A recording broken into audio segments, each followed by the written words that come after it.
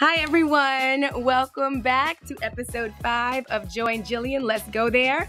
Our podcast is talking about mental health. And today we are interviewing Ericka Nicole Malone, writer, director, actress, and producer. We actually recorded this episode a few weeks ago, and we're going to air it now. It was right after John Lewis passed away, so we talked a bit about that. There's been so much that's gone on between now and then, including the passing of our beloved Chadwick Boseman. We just honor him and his work and his contribution to humanity and to the arts. Wakanda forever!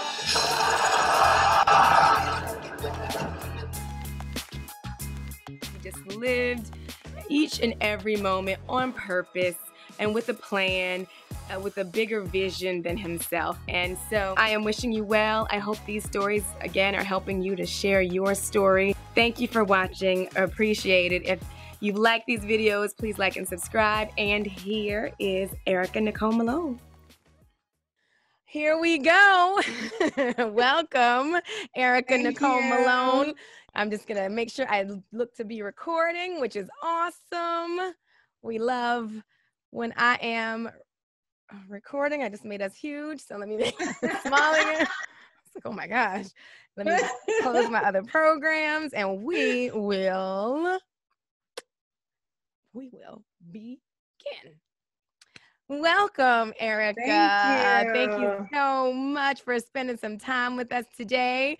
As you know, I was doing this series for Black Mental Health Month, and I think it is evolving to Talk About It Tuesday. So we're going to keep it going. Ooh, I like know, that. Excited.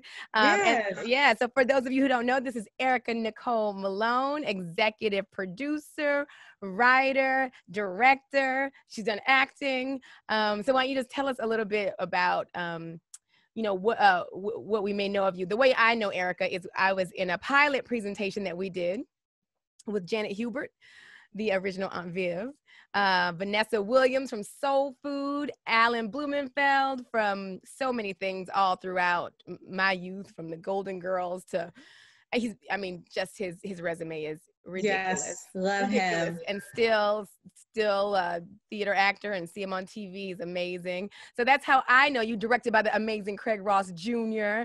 So many amazing people. Phenomenal. Yes, involved with the project. So why don't you tell us a little bit about you and your background, and let's get to know you a little bit. Well, first of all, I just want to thank you for having me on your amazing show. And I am so proud of you every single day. What amazing actress woman you are. I'm so excited about you. But, I started off at 19 just doing plays to kind of pay for college, and started writing plays on campus, and had an idea when I lost a scholarship for theater that at one school, and I was transferred, I was like, I have to pay for school. Because my mom was like, you had a scholarship, so I don't know what you're going to do. So I basically wrote a play and would charge $3 a ticket and get, 800 students. I, kind of summit the AKAs and the deltas and the zetas and the Qs and alphas, kappas, and, and then say, hey, can you get, your people to the play, So I worked a few semesters. That is innovative. Yeah, it was innovative. And that was my first marketing, putting flyers on campus, and really understanding what it is to market and to be a writer, not just a writer, but a producer, and pull it all together and get the actors and all that.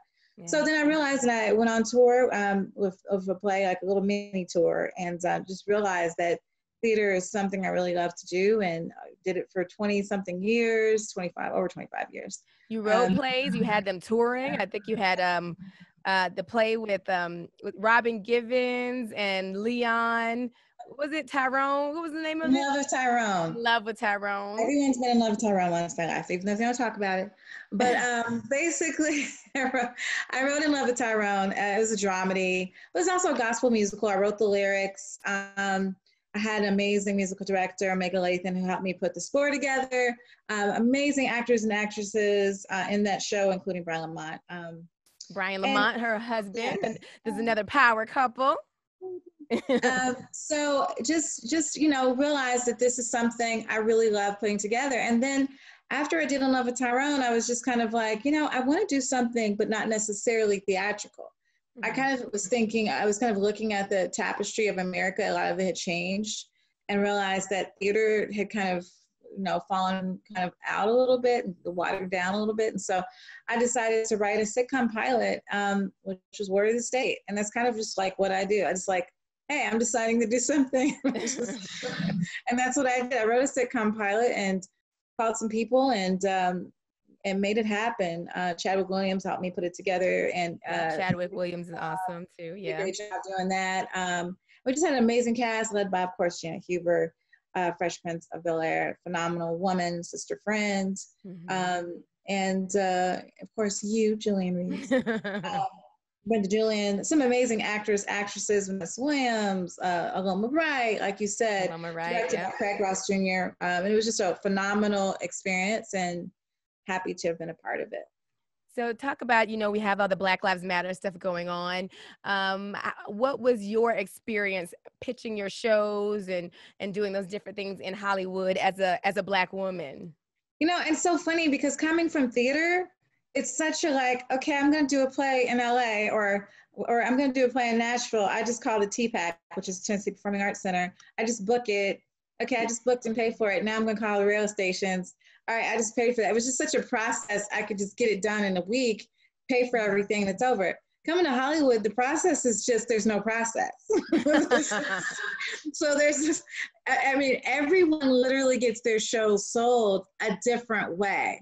And that's not necessarily a bad way, it's just different. So it was just different. And then also there was not, to me, I think I was expecting for my people a space where we could go and have doors just kind of not so much open. I wasn't being, innocent about that thought, but just I think there was some kind of diversity or some kind of opening for us. But there really wasn't. And that was disappointing. Now there's this explosion and there's just all of a sudden there's just awakening that should have been awakened about 100 years ago. But, that was really disappointing. And I just decided, I can either just walk away from it or just come back and try to make it better. And I just decided to try to make it better. I'm from Kentucky, so I'm used to doors shutting quite often. So I was like, this is good practice for me. And so it's been kind of, actually, I've gotten people, a lot of people have called me and like, how have you met these people? Like, I've been here 10 years. How have you gotten so far? I'm from Kentucky. So it's like, the tapestry there is difficult. So, I'm coming to LA, that's just like, something to do. Like, I'm used to doors shutting. So, it's really difficult, just to answer your question. I'm hoping that now doors will really start being open, not just for a few months, but just period for Black people. And do you feel like that's, that things are changing in terms of all of the platforms? You have all the streaming services, you have all of those things, or do you still feel like though there's sort of an old guard in front of those things as well? Honestly, I feel like there's an old guard. Yeah, I really do. As someone who's out here and talking to some amazing writers who want to get their shows, there's a lot of amazing, diverse of all races of diversity, but specifically Black men and women who are writing some amazing things. And they're calling me like, what is the game plan? What do we do? Then there's also the issue of pitching. And I tell people all the time, pitching, and I've had things where I've pitched them and they've been lifted. So there's the issue of pitching, and then, an idea can't be copywritten, only the expression. Someone takes your idea, now they put it on TV, they have the access, but they don't try to help you. So, it's been really challenging for me to see that. But I'm happy about a lot of the streaming, but there should be like so much more access for us to get our stories told. Right.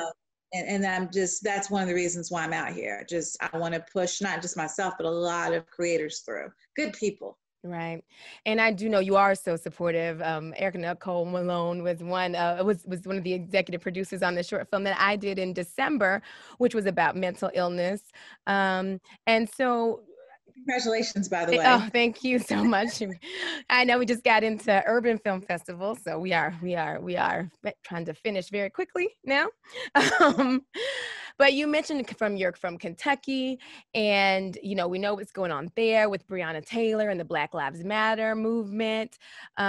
Sort of the challenges of being a Black woman in the industry and having to fight through those barriers, but also, like you said, having to fight through barriers since you can remember, because you're from Kentucky. I'm from South Carolina, so I can relate. Yes. So how do you think that is just, do you notice anything, do you notice that, because personally for me, since the Black Lives Matter movement, I feel a lot of emotion coming up that I don't think I experienced before because I'm from South Carolina and you just keep it moving.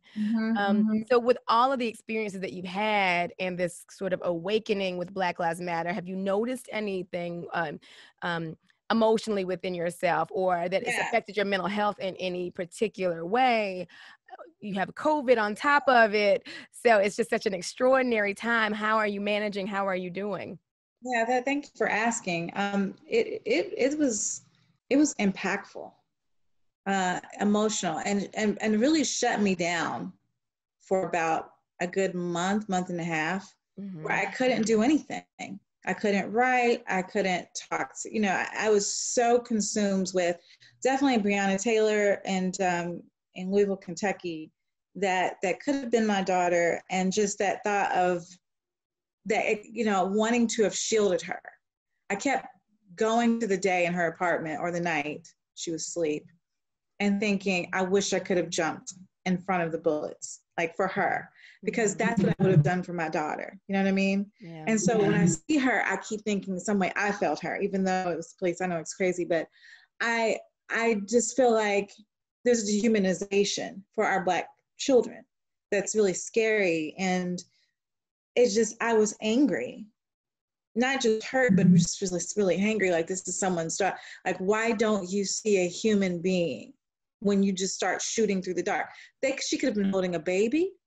She could have, it could have been she could have been with an elderly, a grandmother. They don't know. They were just shooting. And so, yeah, because I know that could be me next, or my daughter next, or my son next, or you next, and it's a sense of, I'm really in the fight now. So it's not just me being sad, it's me being active is the word. If I feel like it's kind of, if you feel like it's, I keep hearing some feedback. I'm sorry. I don't know if that's here. Should I stop it? So you feel like, do you feel like it's kind of, with COVID and everything, it was a little paralyzing at first, but then as the activity started, you became more activated? Yeah, it took a while, because I was, again, with, Breonna Taylor and George Floyd and just Ahmaud Arbery. It was never like, obviously there's, I told you there's shootings in Louisville, Kentucky a couple of years ago, where two Black people were killed in a grocery store. That hurt me, that injury. It's like being shot. It's like an injury, an emotional injury, an emotional shot. And then, the Nashville shootings at Waffle House, where all of the young people were being killed, and that was emotionally being shot. And I think, like you say about South Carolina, it's because the story just goes on the next day, like, okay, they got shot and killed, like South Carolina, okay. Like, it just went. Breonna Taylor's, the cops are still going on. Okay, nothing's happened to them. That's not okay for me, guys. It was like, so I'm not okay. I haven't been okay. So I don't think it's going to take years for me to get over this. It's not going to be like, oh, next year I'm going to be okay. But I feel like I'm just trying to transfer the energy into projects, into something that can be beneficial to help. And I just want to find ways to shield our children. Right. That's really, you have a daughter and a son as well. Yeah, and then just everyone's children. Yeah. Like, I'm seeing everyone's children. Like, I was at the mall and I saw something I didn't like, and I called security and was like, hey, I didn't like the way you told those people to disperse when you don't tell other kids to disperse. And they're like, they explained to me what was going on. But like, I'm like more active, like, in everyone's life. I'm like the nosy neighbor now. Like, the reverse Karen. I'm reverse Karen, right. So But yeah, I think that's right. I mean, I do think that is that collective PTSD that our community experiences on a never ending basis, because it's not just like we had these incidents and then now we're not going to go now we'll go forward without more incidents. There'll just be more incidents. And I saw where there was a guy, I don't remember the town, he was anti-masker, he doesn't, refuse to wear a mask, pulled out like a AK or something, shot it in the air, shot it at the store owner who had confronted him about not wearing the mask and stealing some cigars. Later, he encountered the police, shot at the police. Wow. Ended up being taken into custody, only grazing his arm. Wow. And it's so difficult to see a story like that when there's a white suspect, and then knowing, Elijah McClain or Breonna or Trayvon, although that's not law enforcement, or Stephen Clark, like so many. So it is a perpetual trauma that I think it's a difficult thing for the Black community to deal with. I don't think I think we're just now becoming more open to the idea of mental health being a thing we need to take care of. A lot of us didn't grow up with a lot of information or permission. So when you grew up, how did you find it? Was mental health talked about? Was mental illness talked about? Did you experience or see it around you? Did you have the language to describe it or know what it was, or how was it for you? I mean, in the South, it's Jesus will work it out, and they got a song with that too, by the way. But Jesus will work it out, and you just, and it's true, because he will work it out. But that doesn't mean that, going to therapy won't help you. Talking to someone won't help you sort out your thoughts, because a lot of times when we're dying of stroke and heart attack, it's not just diet, but it's emotional stress. There is a post-traumatic stress syndrome associated with our life as a whole every day. Every day is a fight, every single day, and like, especially in the South, you just get used to that. You're like, they don't complain. We get through it. Our ancestors went through it. You're going through it. Everybody's going to get through it. But I think you have to learn to sit down and talk to somebody and sort out your thoughts. And so I started doing that in my 20s, just talking to therapists and getting my thoughts out. I'm very introspective. I'm always internal. And do you feel like there was a stigma did you have any stigma from your family or friends when you decided to see a therapist? Because in your 20s, I would imagine a whole lot of people weren't doing that back then, or was it different where you were? Well, I didn't tell anybody. I just went ahead and just did it. You know what I mean? I don't know. And it was like I had a really good white friend who I'm still really close to, who was like, I'm going through some things. And what she was going through was just like, it was minor to me. It's important. But I mean, it seemed like something I would do in my sleep, but it was very major to her. But she went to a therapist. I was like, you're going to a therapist for that? And she was like, I go to a therapist anytime I don't feel something feels comfortable for me. And then she's like, you should do it. And I'm like, okay. So I did it. And I'm like, wow, it feels so clean. Yeah. I feel literally like a burden has been lifted. It's really important to talk to someone, therapist, especially right now with COVID-19 and the sense of like dread. I mean, anytime when you're living a life and you're going a certain plan, you have everything planned out, and then all of a sudden it's like the rug was snatched from under you, it was snatched from under the world, actually. It's shocking for all of us. We're like, wow, and so we all need to talk to someone who will listen and don't try to hold it in. Yeah, and I believe that so much. And I just feel like there is, I don't know how much people will do it. And then there's something I almost wish we had some mental health platform on a wider scale where people could just be more interactive, because we see it affecting people daily. I think that's why people are so crazy about the masks. People are freaking out about, a vaccine, and is this vaccine a mind control device or a mark of the beast. I mean, I hear so many conspiracies, and I think it's because feeling out of control and having a whole new normal is not an easy adjustment for people, It's not. It's not. And a lot of people lost their jobs. A lot of people don't have insurance. A lot of people don't know how to go get mental health services. I'm sure they're overwhelmed, the places that exist. But I just would say, so part of me wishes, there was some way to manage that, Yeah. but I do hope that these talks at least let people know that it is okay to discuss how you're feeling. There's places with sliding scale if you don't have money. I'm sure, just do the search for the virtual places online. Definitely there's crisis hotlines, and there should be no shame. I love that you just went ahead and did it without you, like, I don't have to talk to anybody about this. I know what I need, and I'm going to go take care of myself.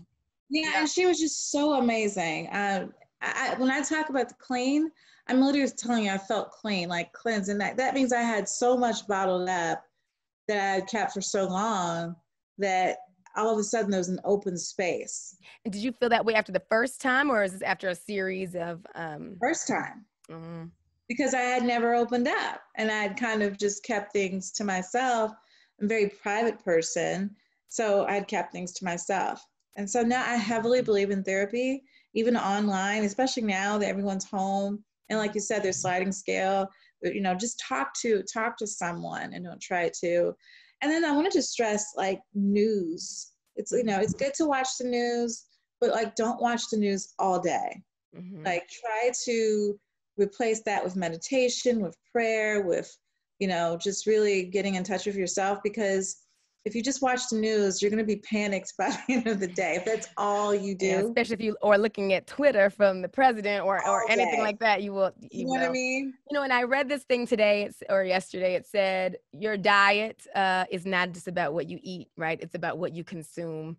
So what you listen to, what you watch, what you read is all things. They're all things that you're consuming. So watching your diet, I think, is important. And it's hard because you definitely don't want to be uninformed. But so much of the media, I think, is sensational and repetitive. And it's the same thing. All you have to do is watch 2 hours of it and you have it for the whole day. You just have different people's opinions, but it's just so important, like you said, to just watch your diet, talk to positive people like you. Who have something positive to give you. If you're talking to negative people, that can also transfer negative energy back to you. I'm really sensitive to who I talk to. And then you have so much going on, right? You're writing, you're working on multiple shows. You are a wife, you're a mom. How do you manage that? I mean, that's a hard thing to do when things are okay. But so you don't just have yourself to take care of. You have your children to make sure they're all okay, and your husband, and then your parents and your business. We often carry so much on our shoulders. So how are you functioning with that? What are your tips just for other people? Because you make it look easy. Anybody will tell you, anyone who's close to me, like who's living around me, knows I compartmentalize. Like, and they'll tell me, but what about this? Okay, now that's Tuesday.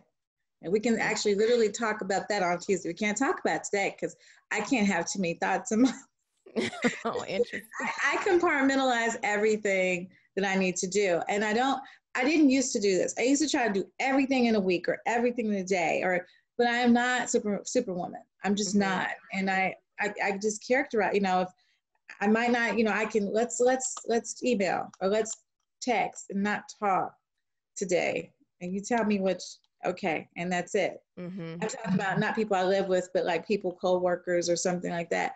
There's just time is just precious.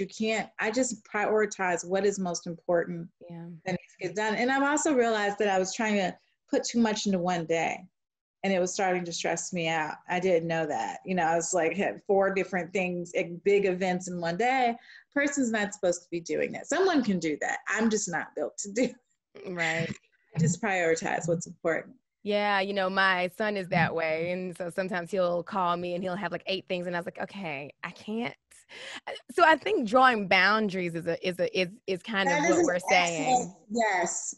Drawing boundaries aren't easy at all, especially I think for women, you know what I mean? Especially for moms.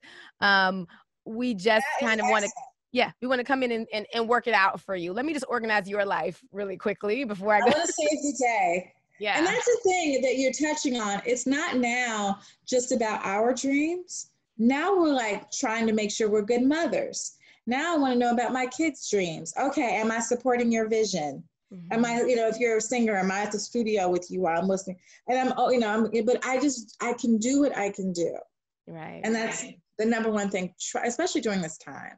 only do what you can do. Don't go above and beyond what is necessary. Just do what you can do. And having boundaries can be difficult because, you know, maybe they're used to calling on you for everything. And you're like, Yes. I have to carve out space to stay okay, you know? And so, you know, I read The Artist's Way years ago, and they talked about the virtue trap and how, like, you know, as long as you are giving and giving and giving, it is rewarded. You are thought of as she's a really dedicated, she's so amazing. She's dedicated mother, dedicated wife. Oh, and once you start trying to take some time for yourself, there's very few people who will celebrate that with you. Right. So boundaries are hard. It's hard. I'm really good with boundaries, I have to say. And I'm your good friend for, like, I'm just like, everyone has different friends. There's some friends you can call and be like, this is what happened. This is what he did to me. Like, I'm not that friend. Right. Tell me like everything in 5 minutes or 10 max. But like, in terms of like just the same, you broke up with him and now you're going back with him again. And I'm not that friend. I'm trying to, like, you know, really grasp every moment and make it special. Like, I can't just like waste moments. I know it's terrible, but that's very Scorpio. That's very Scorpio thing. I know it well. I am. I'm like, but we talked about this already. I don't understand. It's the same guy that you told me about before. Why are we having this conversation? That's why we get along. Yeah, I mean, like, it literally drives me crazy. Right. Because it's like Groundhog Day, and I'm thinking I'm crazy. So I'm like, wait a minute, I know we just talked. He had brought me flowers. I know. It's like, at some point you're gonna have to do better. You have to be smart. You know, and I am. You know, so my friend said the other day, if you could just be supportive of me, you know, that's what I need right now. And I was like, look, let me tell you what you can count on me for. You can count on me to be honest. Yes, I was like, if you ever need honesty, you can count on me. I was like, but, you know, if you're asking me to be supportive of foolishness, well, that's just, I don't know what to do. I know. It's like, you got to call somebody else for that one. I just basically just say, I'm not that friend for that. Yeah. And I think, and that is, you know, that took a while for me to do, though, you know, and I think younger people or women who just aren't used to being able to use their voice or you know, and really stand into their power. That's not an easy thing for people to do. And they end up pulling so many different directions and so stressed and so full of anxiety. I see it all the time. So it's natural for us, but it's not natural for everybody. You know, it's a difficult thing, and kind of coming into that space and being able to do it. Yeah. I'm just really, every day, I treat each day like a gift. Yeah. Like, oh my gosh, I can't believe I'm alive again. I'm always like that every morning. Mm-hmm. And I'm always wanting to really preserve that day. I don't do a lot of empty conversations. Right. And that sounds like, you know, but I don't. It's like, if they're positive and we can build each other up, I'm all about that. But if it's just like, I don't even know how to process. Right.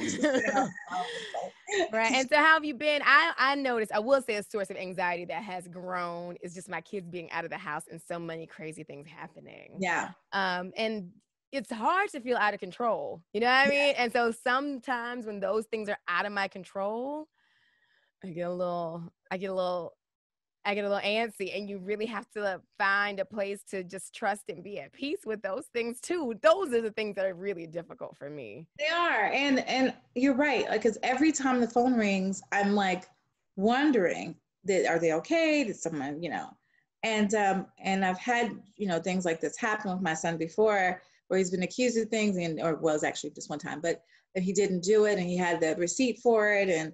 But just to have the police come around you accusing your son of something, and he has a receipt, but they take him through all these gyrations before he can even pull the receipt out. And I was there. Had I not been there, it's the terror of what would have happened. Right. So, you know, my point is, yeah, you're always nervous. And yeah, do you think that affected your son too? I mean, how do you think that affected? Oh yeah. I mean, for a long time. Well, first of all, it's about a book bag. He never wore a book bag again, because it's like a Jordan book bag. It was like $200, and he just thought he took it, and he had a receipt. He had just bought it. We were on a family vacation, like a staycation, and he just didn't wear them again because he didn't want to be harassed, you know. And he's very conscientious of police, are being around him. And I'm conscientious of them. And so it makes you incredibly, that's why I tell people in terms of over policing, there is no socioeconomic difference. We're all the same, because you can't pull up your doctorate or your master's and say, hello, officer, just want to show you my master's, or I just want to show you my pretty house that's actually in the original. You can't show them any of that. Your fame, you can't show them any of that. I don't have that, but I'm just saying, you can't show them all of that. And all they see is you're Black. Yeah. And it's scary for all of us. And then it's such a heavy load, I think, to then have to teach your sons in a way, that robs them of some innocence. Yeah. Yeah. That you have to drill this thing into their head. So often I'll hear myself talking and I'm like, I hate what I'm saying. I hate what I'm saying so much. You have to say it. Yeah. You have to, because I mean, I know you're not oversaying it. I'm not either, but I'm saying it enough. I know I'm really aware of how much I'm saying and what's necessary. You have to tell them, you have to have the talk, because if they walk around thinking, and my daughter, I mean, she's pretty innocent and she's still like, this is what happened today. And she can tell me 5 things that happened in the mall. I mean, it's a scary time, but I think all we can do is change. We can change the world. And then just thinking about John Lewis and that baton he kind of passed down to us, to all of us, of all races, that we can change the world. We can make this world a better place. And I think you have to keep hope. I think you have to keep in the belief, that what you do can make a difference. And I think we have to do that more. I don't know that, I think a lot of people before George Floyd were more like, things need to change, as if things that need to change are going to come from somewhere else. Like somebody needs to do something. And I feel after George Floyd, a lot of that John Lewis spirit started to come back, like, oh, things need to change. I have to do something to help things change. Like they're not going to change on their own. Yeah. Like, we're going to have to do something. Yeah. And they are. And the allies are all of us. Like there's so many races, white, Black, Latina, Asian. I mean, there's so many people standing together for change and for good. And that's what's been beautiful. I mean, if we have to go through all this for that to happen, for our ancestors, pain to not have been in vain, I think I'm willing to go through it, for this moment. When you see the sacrifice others have made, I think you're right about John Lewis being just, legend, icon, putting himself and his life on the line at 20, and continuing the fight for his entire life. I think that we cannot get to any point this fast that we are tired of this, or, that, now we're weary. We come from a long line of people who have just sacrificed, it's phenomenal. And I think only in this last generation or two, maybe that thought process had changed a little bit, maybe because the progress we'd made. And so it seemed a little bit less like you were just still in the thick of the fight. Yeah. But boy, has the last 3.5 years changed that idea. Let's change that idea.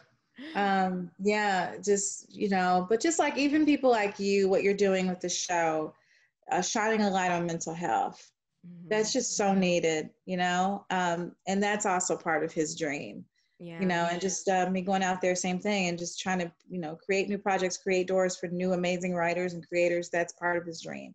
Right. We just have to keep pushing and fighting and not allowing, the negative to overcome us. Right. That's when our mental health, I think, starts to really, you can feel it growing inside you. I think when you start getting angry, I think it's a good time to check yourself, maybe go to a therapist and start getting really angry. I'm not talking about angry, but like just angry, your body shaking. Anytime you feel uncomfortable, you're sad, depressed, because you don't feel like it's hard when you haven't seen an image of that. You know what I mean? Yeah. I think that was, I never remember anyone thinking that you needed to do anything about your mental health unless it was so extreme that you weren't functioning like at all. Yeah, I mean, like with it, like crazy. Like in the South, it's like, she went crazy. Right. She had to go see somebody. Yeah. It's like, and you have to go very far before. I mean, when I was growing up, you really had to not be functioning well, like walking around, not almost knowing where you are. There was not a lot of, there was not a lot of understanding of any of it. And none of it. Yeah. And I see it even now with us in medicine in this COVID a lot of times, you know, whether it's the hoax or it's like, I always say, I get why we are distrustful of medicine. Like, I get it. I get the Tuskegee experiment and the other experiments that, you know, especially in like the psychiatric world, you know, medicine has been racist as the country has been racist. Yes. But, you know, I think now we have more Black therapists and more Black psychologists and other races as well. So, you know, it's not this completely all white medical system you have to go into. For the first time, we have this access, and I am just such a proponent of using it.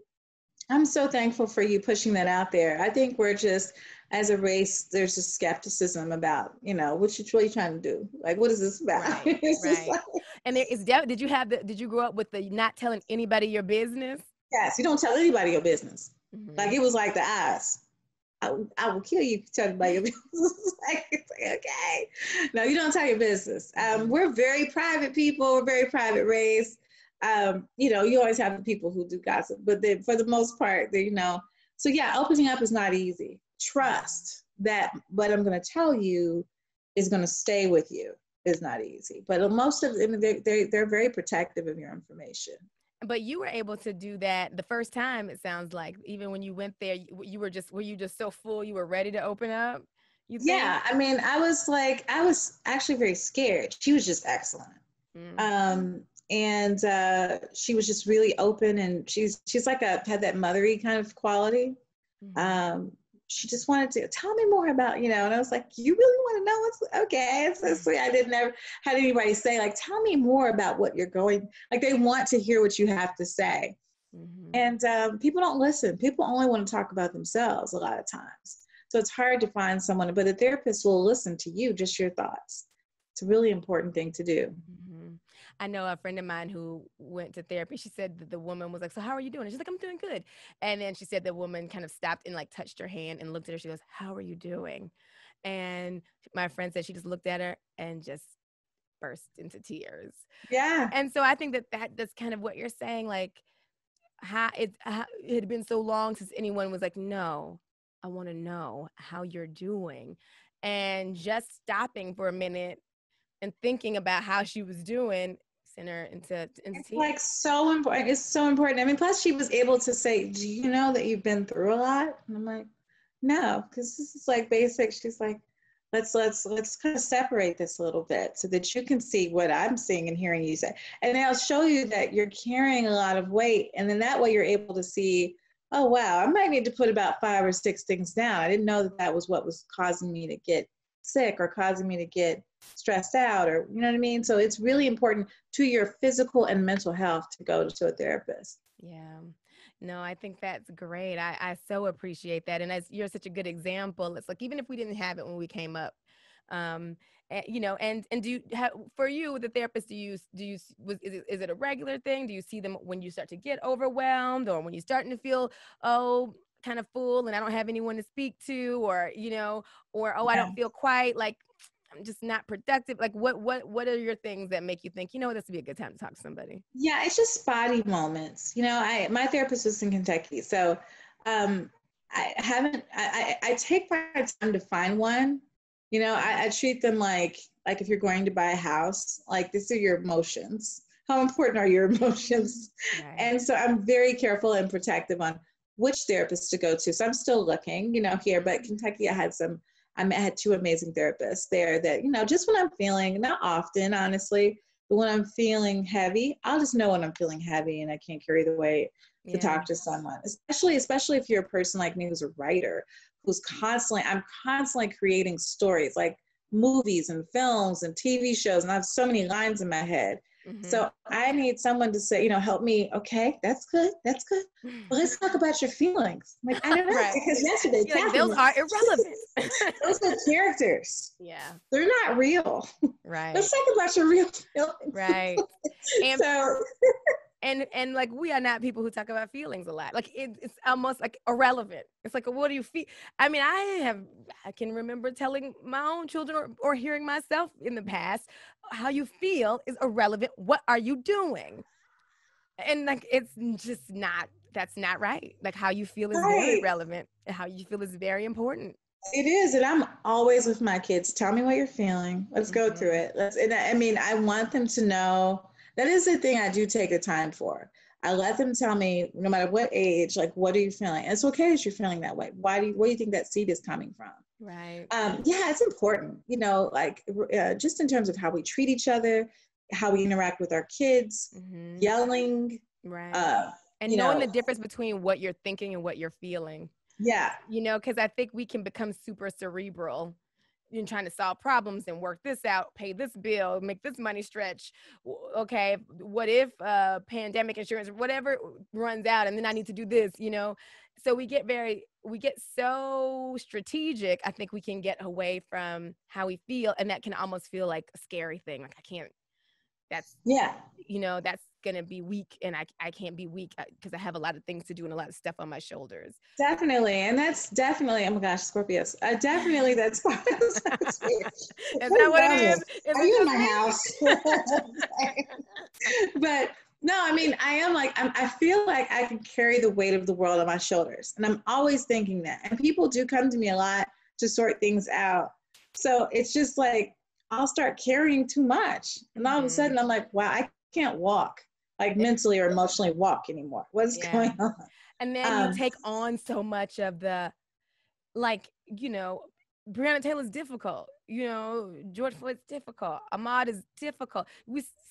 Everybody's seen a lot of murders. That's not really normal to just keep seeing murders on TV like that. It's not normal. Nope, not normal. Or to hear this boy's last words in terms of Elijah McClain. And so I think because we, especially creatives, I think, but probably all of us in especially in the African American community, we feel it so deeply. So you might just be walking around and hear something on the news and tears well up in your eyes. That's completely abnormal for me. Thank you for bringing that up. Like, everyone is our family. Like, Ahmaud was like my cousin.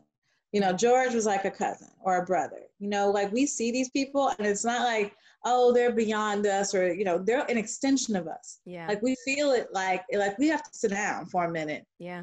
And go through that 8 minutes and 46 seconds. And we're like, when Reverend Al did his funeral and had everybody stand up for 8 minutes and 46 seconds, I did. And yeah, like, some point in it, you're just broken. It's just you're just broken. You know what I mean? So it's not separate. It is a part of us.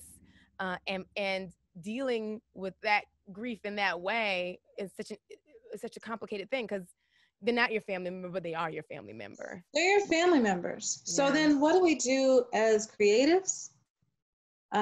Is a huge responsibility and responsibility. Yeah. Right. What we put out, the projects we make. Now I'm going through all my projects like, okay, is this tone deaf? Is this answer to the moment? Right. Because it's important that I answer to the moment. I can't just put out what I was maybe going to put out a year ago. And answering the moment is hard, right? I think that was a lot of the criticism that came with, like, a Queen and Slim, or, even when you look back at our bodies of work,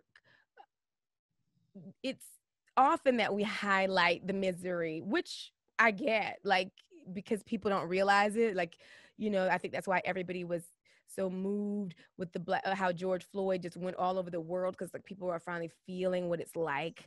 They feel our pain. They feel the pain. But as, like, creatives, it's like, it is a difficult thing to, like, you want to show the pain, but then for the community, like, we see the pain every day. Like, do we need? And I don't generally like movies that make me sad, in a deep, dark place.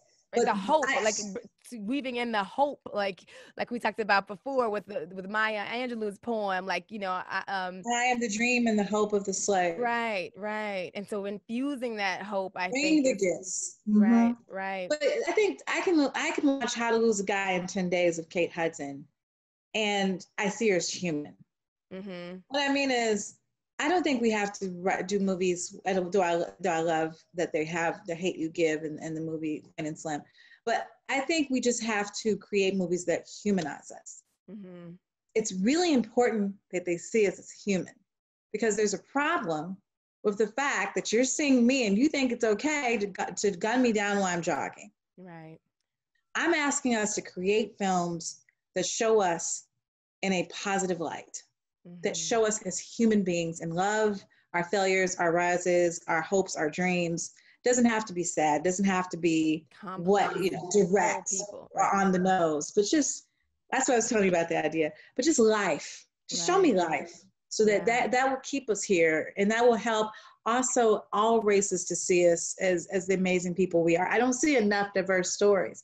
That's why I see some thunderous women, including you, who are creating things and projects and films that I'm like, okay, I'm going to get my stuff, I'm going to get their stuff out there, because these women are, and men, are phenomenal, phenomenal. So I think it's important that we collectively push these stories to the forefront. Yeah, I'm excited to see what comes out of this time too. I can just see the history, and of course that's not just what we're putting out. That's what a studio is choosing to allow us to put out. That's a story that a bigger studio is making that decision. So yes, I do think our stories, have not been as varied. So I hope that I see it changing though. Like, Issa's changing it, and Michaela, the British actress, yes, changing it. So it's happening, and that is a beautiful thing. You have some things coming up. You have I've been, it took some push in Hollywood and some knocking through doors. I have some amazing allies, I would call allies, who are helping me get some of these stories out there.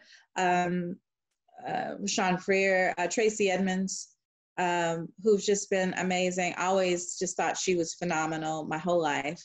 And to see her, and she's such a warm person, and just open to new and emerging talent, wants to see that out there. I think she has that same thought process I do about making sure that new stories are being told, new people are out there.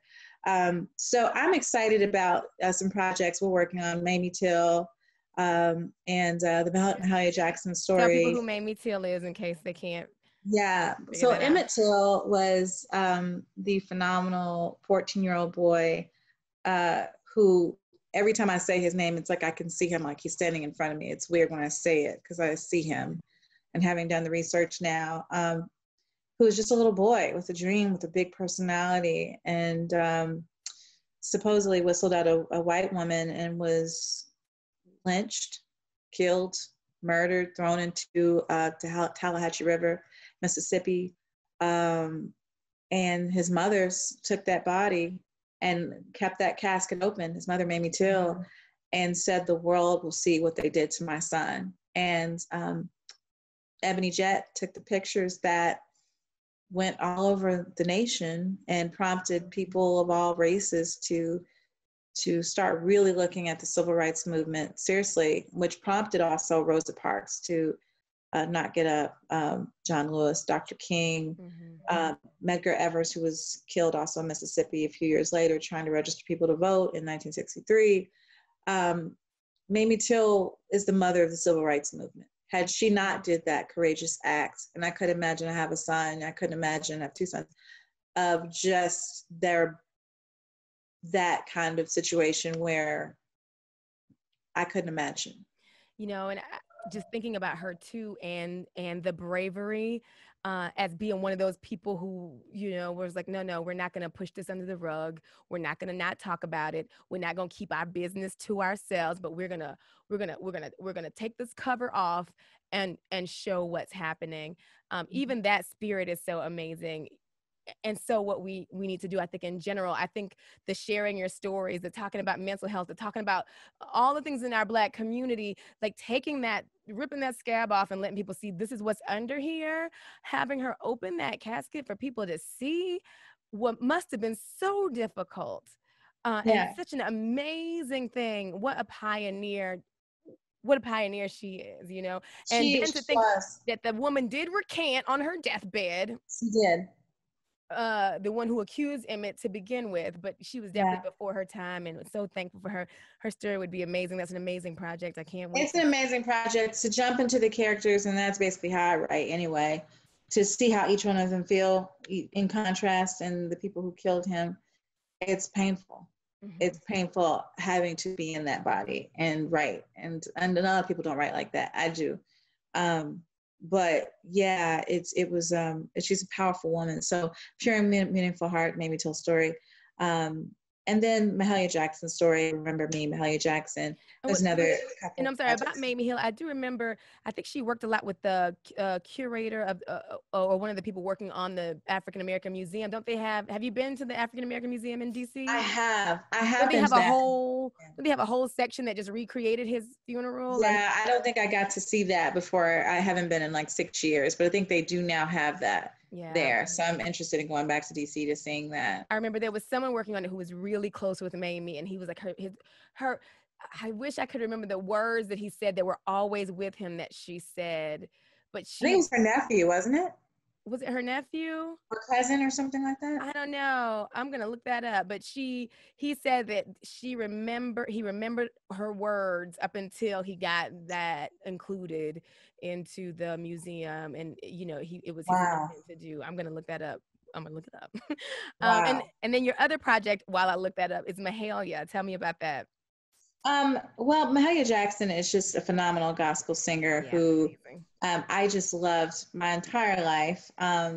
So she's basically was the gospel Beyonce of that time, of the 60s. And she was a big part of the civil rights movement. Huge. She went to rallies with Dr. King. She would help finance some of those rallies. Also, Aretha Franklin did also. And so she was just pivotal in inspiring Dr. King and being a mentor to Dr. King. And even with the I Have a Dream speech in the background, she's the one that told him, tell him about the dream, Martin, tell him about the dream. And he started getting off prompter and just speaking extemporaneously.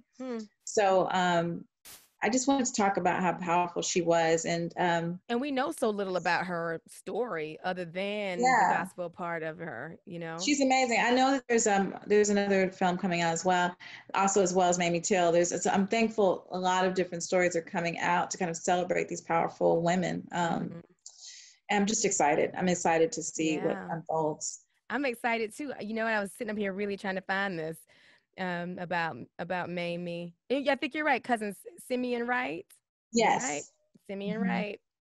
If I can find those words, I'm gonna put them up on the screen because I just know he kept saying that that her words just inspired him to keep pushing. But I didn't realize that was their cousin. So that you see what research and knowledge does. I cannot wait to see the story. Once we see the story. I've always been a huge history buff. So I love biopics and African American history. So that's probably what I enjoy writing more than anything. I also want to give amazing shout out to Janet Huber from the Fresh Prince of Bel-Air. Has an amazing project coming out called JG and the BC Kids, and it's a wonderful animation project about people that are like, at least me when I was young, who are just not being afraid to shine. Don't hide who you are, not allow yourself to be bullied, and just shine in your light. So I'm gonna let her, when she comes out and talks about her project, but I'm just so proud of her for going out and helping kids feel confident about being who they are. I love Janet, and I think it's so amazing that you two are working together. Like I said, you put you really put your effort where your mouth is. You reach out, you help, you support, you push forward people and their visions and their projects, and just appreciate you so much. Can't wait to hear more from Janet about her project. I think the Black people in animation. Even, if you've seen in the news lately, like a lot of even the Black characters were voiced by white actors, and a lot of that's changing, and, we're making people aware of that. So it's going to provide so many opportunities from animators to voice actresses to writers. So I'm very excited. And I love the thought of that. I'm very excited. Yeah, I'm excited. I love bringing new creators in, more so than even probably myself. I like seeing other people shine. And that's just, I've always been that way. But so anyway, I'm excited. I'm excited to see you shine also. I'm excited to see you shine. I know. And hopefully, you'll put some of those projects that you've already filmed up on all these streaming platforms. I'm like, Yes. This is the time. If we're going to make some moves, we should just make That's right. That's right. Absolutely. Absolutely. And just appreciate you so much. Thanks for having me on your show. Thank you so much. Thank you for sharing. Thank you for your wisdom and advice. And we will talk again soon. Okay. Thank Awesome. you. Thanks. Bye.